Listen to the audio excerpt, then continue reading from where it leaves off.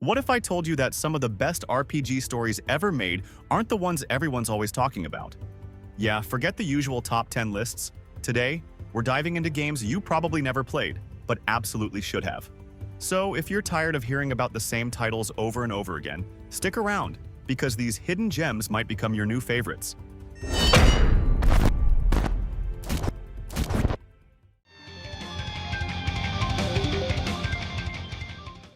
Final Fantasy V might not be the flashiest name in the series, but it's easily one of the most underrated. It flew under the radar for years, mostly because it never got a proper release outside Japan until much later. By the time the West got its hands on it, the spotlight had already shifted to newer entries, and this gem kind of slipped through the cracks. A big part of why it stayed in the shadows for so long is that the story didn't exactly blow people away at first glance. It kicks off with a lighthearted, almost goofy tone that made some players write it off before it even got going. Compared to the emotional punch of other entries, this one takes a bit longer to really hit. What really makes Final Fantasy V stand out is its insanely flexible job system. You're not stuck in one role. Every character can switch jobs, combine skills, and evolve into whatever build you can imagine. It's deep without being overwhelming, and it gives you a reason to keep experimenting throughout the game. Still, that freedom can be a double-edged sword. If you don't mess around with the job system or take time to really learn how to optimize your party, the difficulty spikes can catch you off guard. The story starts off light, almost like a classic adventure, but it doesn't stay that way. Things get real fast, and you're pulled into a fight to protect the elemental crystals that keep the world in balance. You follow Bartz, Galuf, Ferris, and Lena as they face down a forgotten evil that's way more dangerous than it first appears. The characters grow on you quickly, and the plot packs more emotional weight than you'd expect from a retro RPG. Even today, the game still holds up. The Pixel Remaster version looks clean, the soundtrack hits hard, and the turn-based combat is as satisfying as ever. It's a perfect blend of old-school charm and smart design. Of course, visually, even the remaster isn't for everyone. The sprite work is clean and colorful, but for players used to the more detailed art of later titles, it might feel a little too basic.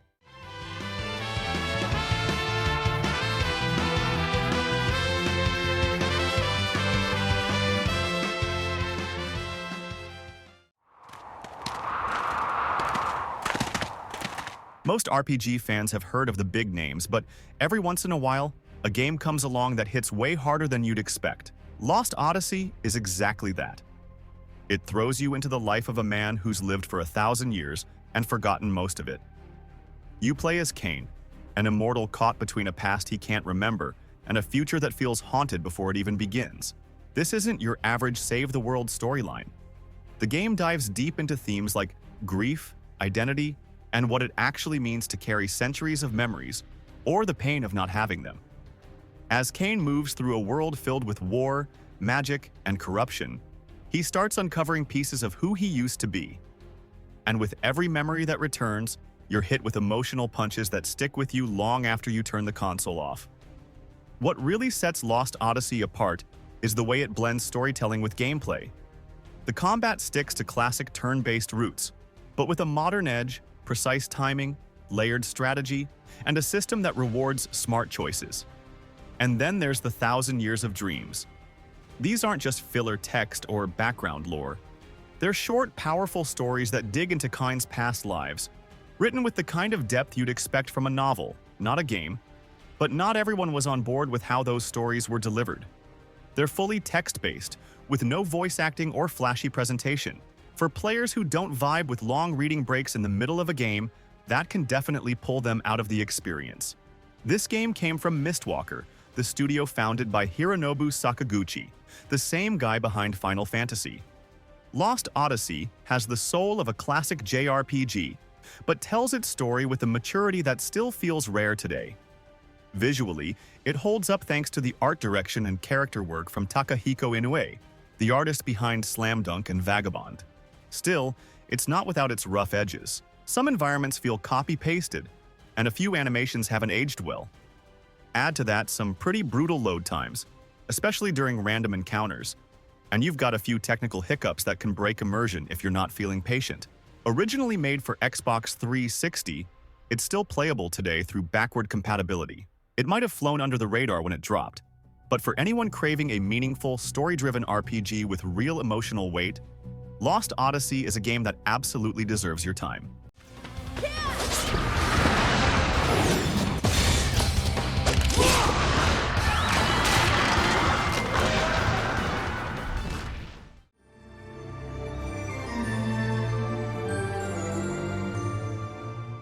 Set in a world torn apart by war, Valkyria Chronicles 4 drops you right into the chaos with zero handholding. You follow Squad E, a tight-knit group of soldiers fighting against a ruthless empire in a conflict that feels all too real. It's not just another war story, it's a raw, emotional ride that shows what people are really made of when everything's on the line. What makes this game stand out is how it blends brains and action. The Blitz system throws you into a battlefield where every move counts. You're planning your strategy like it's chess, but then you're in the thick of it, dodging bullets and lining up shots in real time. It's tense, it's fast, and it keeps your heart racing from start to finish. And with the Grenadier class added to the mix, you've got way more options to outsmart the enemy. Even if you've never touched the other games in the series, this one's built to hook you in. It tells a complete story, packed with tough choices, real consequences, and characters you actually care about. As the war drags on, you start to see how much it breaks people down or brings them closer together. Still, the enemy AI can be kinda weird at times. Sometimes they'll pull off smart flanking moves. Other times they'll just walk straight into fire like they forgot how war works. It doesn't happen constantly, but when it does, it pulls you out of the moment. And the visuals? That hand-drawn watercolor look gives the whole game a vibe that's hard to forget. It's beautiful in a way that hits harder when the story turns dark. Pair that with a soundtrack that knows exactly when to pull at your emotions, and you've got something special.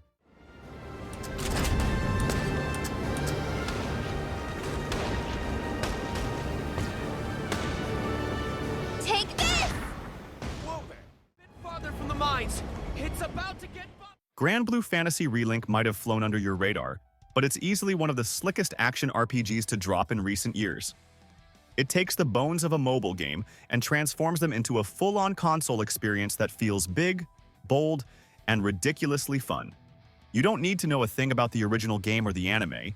Relink stands tall on its own, throwing you into a stunning skybound world packed with floating islands, ancient ruins, and high-stakes battles that keep you locked in. But the main story, while solid, played it a little too safe. The world is gorgeous, the characters are likable, but the narrative doesn't always push the envelope. You take control of a crew of Skyfarers, each with their own quirks and fighting styles, and lead them through a journey that's both intense and full of heart. The combat is where this game really flexes. It's fast, stylish, and layered with mechanics that reward timing, team synergy, and skillful execution. But if you're aiming for 100%, once you start digging into the grind, that shine starts to wear off a bit. A lot of the missions begin to blur together, especially in the post-game. The arenas, objectives, and enemy types don't switch up as much as you'd hope, so after a while it can start to feel more like routine than progress. And then there's the link attack system. This thing changes the game. Instead of your party members just doing their own thing, you're syncing up attacks, chaining combos, and unleashing some of the flashiest team moves you'll see in the genre. Even though the main campaign doesn't overstay its welcome, the real grind begins after the story wraps up. That's when the game opens up with tougher challenges, stronger bosses, and gear that's actually worth chasing. It's the kind of post-game loop that keeps you hooked, especially if you're into building powerful teams and optimizing your loadout. Relink didn't blow up like it deserved to, probably because of its roots in a mobile franchise. But if you give it a shot, you'll see it's got everything: tight gameplay, gorgeous visuals, and a combat system that just doesn't quit. Reinforcement! Keep your heads on a swivel! Thanks! Take him out! If you're enjoying the video so far, don't forget to hit that like button and make sure to subscribe so you don't miss any future videos. It really helps the channel grow. And if you want to take it a step further and support the channel even more, consider becoming a member. It's a huge help and seriously appreciated. Thanks for watching. Now let's get back to it.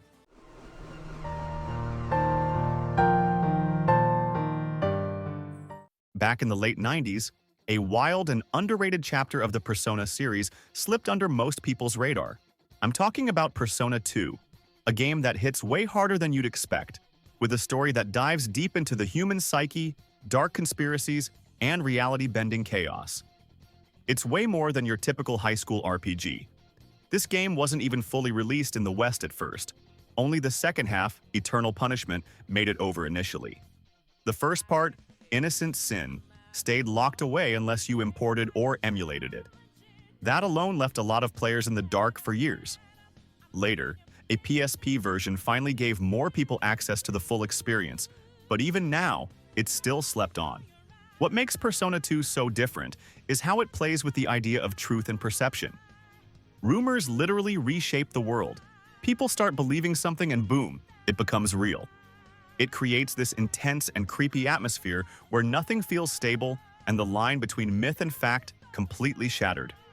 The cast is stacked with layered, emotionally complex characters. They're not just there to fill a party, they've got trauma, flaws, and secrets. And the way their stories unfold? It feels raw, honest, and way ahead of its time.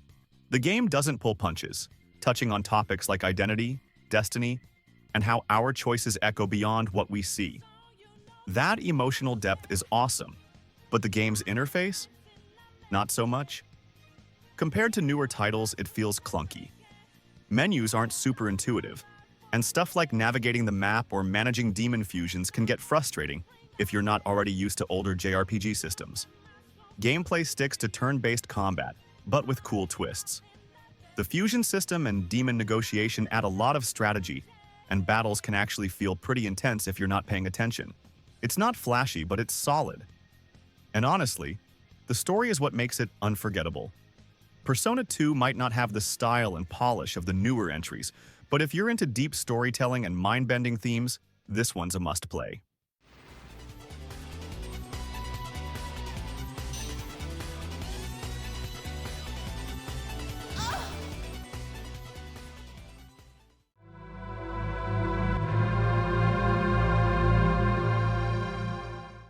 Back in the Super Nintendo days, there was a game that pushed way beyond what most players expected from an action RPG.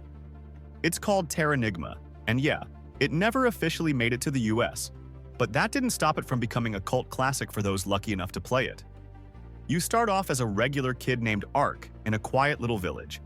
Then he opens a forbidden door, and boom, everyone he knows turns to stone. No explanation, no warning. From there, the game goes from a small rescue mission to a massive journey that literally rebuilds the world, piece by piece. What makes Terranigma stand out isn't just the combat or the world design, it's how everything around you evolves as you move forward. Empty continents get life again, cities rise from nothing, animals return, humans thrive, and technology advances. And you, the player, are at the center of all of it. But the pacing can be a bit too quick for its own good. You're rebuilding the entire world, which is epic, but some areas barely get a spotlight before you're rushed into the next. A few towns feel like missed opportunities, interesting on paper but underdeveloped in execution. The game's scope is huge, but sometimes it feels like it needed just a bit more time to let those ideas breathe. Terranigma is not just gameplay, it's a story about growth, loss, and responsibility. Every area you restore feels like you're bringing hope back to a broken world. And even though it looks simple on the surface, the emotional weight of some moments hits hard, especially towards the end. Terranigma didn't get the recognition it deserved back then. Bad timing, weird release strategy, and no North American launch kept it in the shadows. But those who've played it, they know it's something special.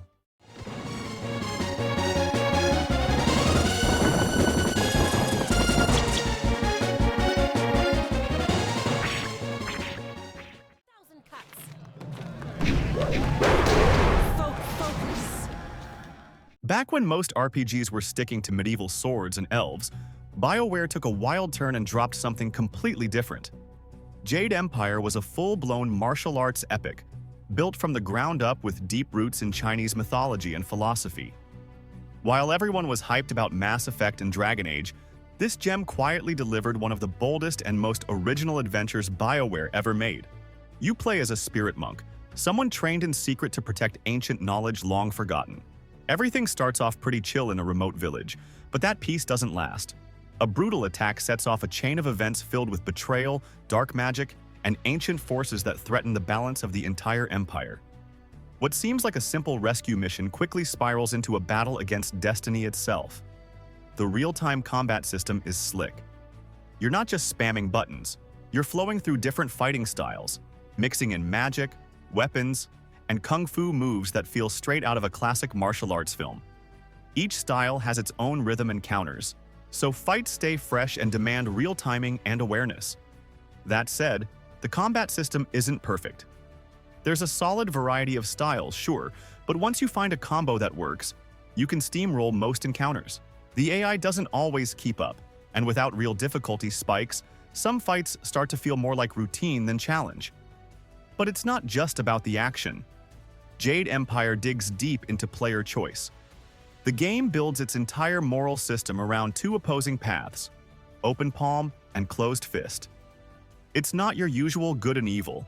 It's more about how you use power and whether you believe in balance or dominance. Your decisions actually change the story, the relationships, and how the world sees you. That sense of agency still hits hard, even today. Even after all these years, Jade Empire holds up. The visuals still have charm, the story is layered and personal, and the whole experience feels like a journey you won't forget.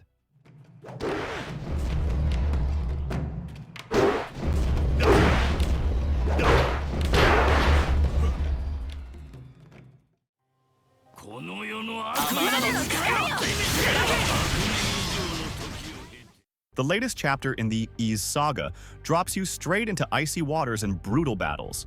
Ys 10 Nordics pushes the series into new territory, literally. This time, you're sailing across northern seas, exploring ancient islands, and clashing with enemies in fast-paced, real-time combat that never lets up. If you've never played a Ys game before, don't worry. Each entry is part of a timeline. Yeah, but they stand strong on their own, and this one's a killer place to start. You play as Adal Kristen, the red-haired adventurer who's basically gaming's most underrated legend. He's back with new allies, new powers, and a whole lot of trouble to deal with. The naval combat is a game-changer, literally. You can sail your ship, board enemy vessels, and fight massive sea creatures in cinematic showdowns that feel straight out of an anime. The world? Gorgeous. Think snowy coastlines, mysterious ruins, and that distinct Nordic flair.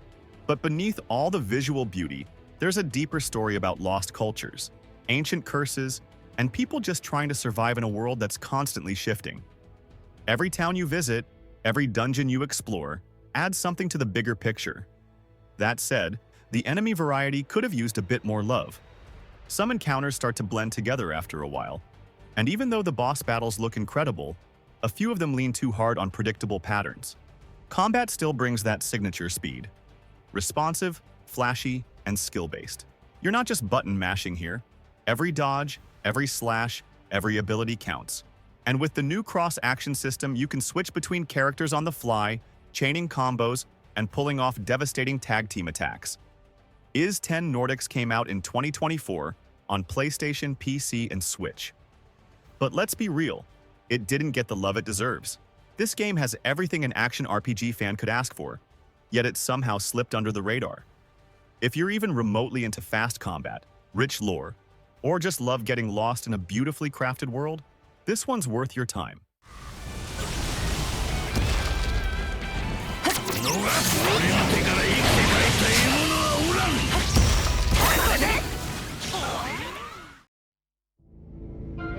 Konečná stanice Růžičkovo nádraží. In a future torn apart by fear and control, the line between human and machine is more blurred than ever. After a global disaster that turned augmented people into public enemies, the world turned cold. Those with cybernetic upgrades are now shoved into ghettos, tracked like criminals, and treated like ticking time bombs. Caught in the middle of this mess is Adam Jensen, a government agent packed with high-tech augmentations he never really asked for. On paper, he works for Interpol. In reality, he's chasing a shadow war. Corporations, secret groups, and hidden agendas all fighting for control behind the scenes. There's no black and white here, just layers of lies, power plays, and choices that change everything around you. Mankind Divided doesn't hold your hand. Whether you sneak through vents, hack your way into systems, or go full combat mode, the game adapts. It's all about how you want to play. The more you dig, the darker it gets. And the scariest part? A lot of it doesn't feel far from real life. Despite its incredible design, deep mechanics, and some of the best storytelling in the genre, the game got overshadowed. But if you're into rich, reactive worlds where every decision has weight, this one's still a must-play. And yeah, we've got to talk about the microtransactions. At launch, there were XP boosters you could buy in a single-player game. That rubbed a lot of people the wrong way. Even if you didn't need them, just having that stuff in there felt off, like the company didn't fully trust the game's progression to stand on its own. One thing that threw people off was how the story felt like it ended halfway through. There's this big build-up, tons of mystery and tension, and then, boom, the credits roll. You're left thinking, wait, that's it? But despite those flaws, later updates and DLCs patched up a lot of the rough edges and gave the story the closure it deserved. The game feels way more complete now, and honestly, it shines. Best part? These days you can grab it dirt cheap during sales. For the price, it's a no-brainer. Someone's...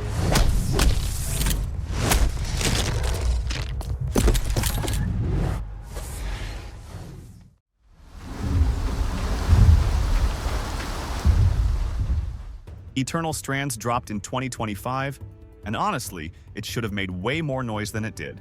This action RPG blends tight, satisfying combat with jaw-dropping set pieces and a world that actually feels alive. It's the kind of game where every battle feels earned, not just flashy. You play as Bryn, a warrior from a broken land, diving headfirst into the ruins of a civilization lost behind a strange, magical barrier. At launch, the game had some rough edges like frame drops, long loading screens, and a few visual bugs that popped up during cutscenes. Most of that got patched pretty quick, but it was enough to turn off some early players who expected a smoother ride out of the gate. But this isn't some mindless hack and slash. The enemies here are giant, brutal, and smart. Every fight pushes you to learn their patterns, switch up your strategy, and make the most of your powers. Think of it like a love letter to classic action adventures, with the heart of Zelda and the intensity of Shadow of the Colossus, but with its own identity. The world building is next level. You're not just wandering around doing fetch quests. You're uncovering pieces of a shattered history, exploring ruins soaked in mystery, and learning the truth behind a cataclysm that changed everything. The city of Enclave, once full of life, now stands frozen behind a magical wall, and you're the one who has to figure out why. What hurts the most is how many people miss this game. Not because it's bad, far from it, but because barely anyone talked about it. No major marketing, no hype train, just a damn good game hiding in plain sight. If you're into rich lore, skill-based combat, and stories that leave a mark, Eternal Strands is worth every second.